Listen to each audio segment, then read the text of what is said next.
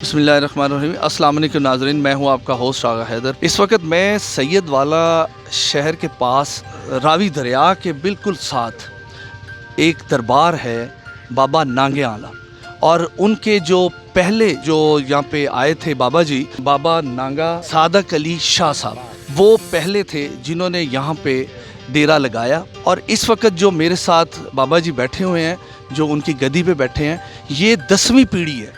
अभी इनसे बात करेंगे। यहाँ पे कुछ ऐसी चीज़ें हमें देखने को मिली हैं जो पाकिस्तान बनने से पहले की हैं। हमें पता चला है कि इस दरबार पे बहुत सारे लोग आते हैं और शफा याब होके जाते हैं। तो बाबा जी थोड़ी सी इस पे बात की बताइएगा कि कब से आपका ये सिलसिला चल रहा है सर? ਜਦੋਂ ਬਾਬਾ ਸਾਦਕ ਅਲੀ ਆਇਆ ਹੈ ਨਾ ਇੱਥੇ, ਤੇ ਉਹਨਾਂ ਨੇ ਆ ਕੇ ਇੱਥੇ ਮਕਾਮ ਕੀਤਾ ਹੈ ਕਿ ਉਹ ਇਕੱਲੇ ਹੀ ਸਨ। ਅੰਗਰੇਜ਼ ਦੌਰ ਤੋਂ ਇਹ ਪਹਿਲੇ ਦੀ ਗੱਲ ਹੈ। ਮਸਤਾਨ ਸ਼ਾਹ ਦਾ ਜਦੋਂ ਜ਼ਮਾਨਾ ਆਇਆ, ਸਾਦਕ ਸ਼ਾਹ ਸਫ਼ਰ ਕਰ ਗਏ ਨੇ, ਉਦੋਂ ਅੰਗਰੇਜ਼ ਦਾ ਦੌਰ ਆਇਆ ਹੈ। ਅੱਛਾ, ਜਦੋਂ ਤੁਹਾਡਾ ਦਰਬਾਰ ਸ਼ਰੀਫ ਇੱਥੇ ਬਾਬਾ ਜੀ ਬੈਠਦੇ ਸੀ ਤੇ ਦਰਿਆ ਤੁਹਾਡੇ ਤੋਂ ਕਿੰਨੀ ਦੂਰ ਸੀ?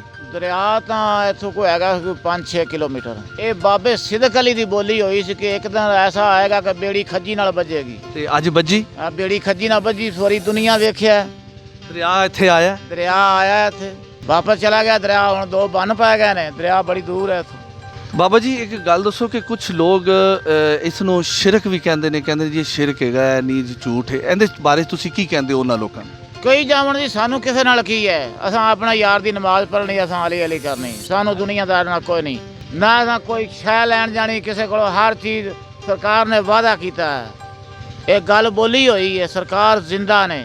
ਅਸਾਂ ਕਿਤੇ ਨਹੀਂ ਮੰਗਣ ਜਾਣਾ ਕੋਈ, ਨਾ ਕੋਈ। ਸਾਲ ਪਿੱਛੋਂ ਮੇਲੇ 5-7 ਉਰਸ ਲੱਗਦੇ ਨੇ, ਜਿੰਨੇ ਸਰਕਾਰ ਨੇ ਉਹਨੇ ਉਹਨਾਂ ਦੇ ਮੇਲੇ ਲੱਗਦੇ ਨੇ। ਕੋਈ ਨਹੀਂ ਕਿਤੋਂ ਲੈਣ ਜਾਣੀ ਕੋਈ ਸ਼ੈ, ਮੰਗਣ ਨਹੀਂ ਜਾਣਾ। ਸਾਨੂੰ ਅਮਰ ਬੰਦ ਹੈ ਸਰਕਾਰ ਦਾ। ਤੇ ਬਾਬਾ ਜੀ ਮੈਨੂੰ ਇੱਕ ਹੋਰ ਵੀ ਗੱਲ ਪਤਾ ਚੱਲੀ ਹੈ ਕਿ ਤੁਸੀਂ ਮਤਲਬ ਕਿ 12 ਮਹੀਨੇ ਕੱਪੜੇ ਨਹੀਂ ਪਾਣੇ। ਨਾ, ਜਦੋਂ ਲਾਏ ਨੇ ਲੰਗੋਟ, ਹੁਣ ਬੀਬੀਆਂ ਆਉਂਦੀਆਂ ਚਾਦਰਾਂ ਬੰਨੀਆਂ ਨੇ, ਨਹੀਂ ਤਾਂ ਲੰਗੋਟ ਸ਼ੀਸ਼ਾ ਵੀ ਕਹਿੰਦੇ ਰਹਿਣਾ। ਕੱਪੜੇ ਨਹੀਂ ਪਾਣੇ, ਨਾ ਕੋਈ ਚਾਦਰ ਹੁਦਰ ਨਹੀਂ, ਕੁਝ ਵੀ ਨਹੀਂ। ਅਲੀ ਅਲੀ ਕਰਨ ਵਾਲਿਆਂ ਨੂੰ ਕਿੱਥੇ ਸਰਦੀ ਗਰਮੀ ਲੱਗਣੀ। ਸਰਕਾਰ ਪਿੱਛੋਂ ਕਿੱਥੋਂ ਆਏ? ਸਰਕਾਰ ਪਿੱਛੋਂ ਚੰਬੇ ਪਹਾੜ ਤੋਂ ਆਏ ਨੇ। ਇਹ ਕਿਹੜੀ ਜਗ੍ਹਾ ਤੇ? ਇਹ ਇੰਡੀਆ ਦੇ ਵਿੱਚ ਡੋਲ ਦੇ ਵਿੱਚ ਮੱਚ ਲੈ ਕੇ ਆਏ ਨੇ ਇੱਥੇ। ਸਰਕਾਰ ਨੂੰ ਮੁਰਸ਼ਦ ਦਾ ਅਮਰ ਸੀ ਵੀ ਤੂੰ ਫਰੀਦਾਬਾਦ ਜਾ ਕੇ ਮਕਾਮ ਕਰਨਾ। ਇਹ ਤੁਹਾਡੇ ਅੰਦਾਜ਼ੇ 'ਚ ਕਿੰਨੀਆਂ 3 सदियाँ या 4 सदियाँ तो मच चल रहे? 3 सदियाँ।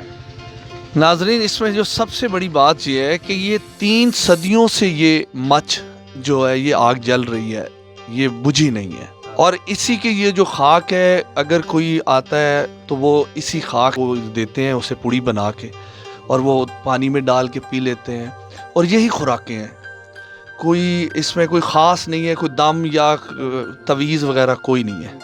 ਖਾ ਕੇ ਸ਼ਿਫਾ ਹੈ, ਕੀ ਦੇਈਦੀ ਹੈ ਲੋਕਾਂ ਨੂੰ। ਕੁੜੀਆਂ ਆਉਂਦੀਆਂ ਨੇ, ਅਸੀਂ ਉਹਨਾਂ ਨੂੰ ਪੁੜੀ ਬਣ ਕੇ ਦੇ ਦਿੰਦੇ। ਅਸੀਂ ਨਹੀਂ ਮੰਗਣਾ ਵੀ ਤੂੰ ਕੁਛ ਹੈ ਦੇ ਜਾ, ਸਾਨੂੰ ਅਮਰ ਹੀ ਨਹੀਂ। ਜੋ ਦੇ ਗਿਆ ਠੀਕ है, ना दे गया तो पल्लो किराया भी देने ले भाई।